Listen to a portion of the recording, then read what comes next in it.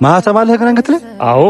አይታይም ግን ይሄው ትርጉሙን ታውቀዋለህ? ማህተም ምን ማለት ነው? አዎ። ምን ማለት ነው? የሥላሴ ልጅነት ማህተም። እሺ፣ ቀዩ፣ ነጩ፣ ጥቁሩ የምን ምሳሌ ነው? በልጅነታችን ክርስትና ስንነሳ አንገታችን ላይ የሚታሰርልን ስንጠመቅ እሱን አረቁ ሳቆ። የመጀመሪያ ጥያቄ እሱ።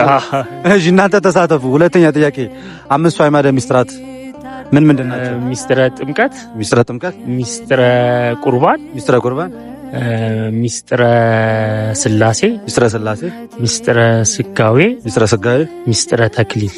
ሚስጥረ ተክሊል አይደለም። ሚስጥረ የመጨረሻው ሚስጥረ ትንሣኤ ሙታን። የመጨረሻን ጥያቄ ልጠይቅህ። ፕሮቴስታንት የማትሆንበት ማንኛ ምክንያት ምንድን ነው?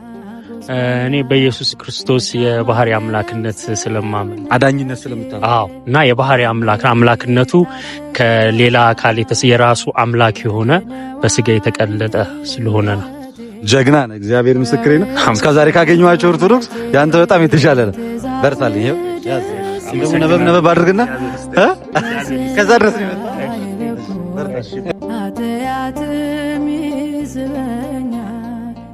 ምንኛ ጎስቋላ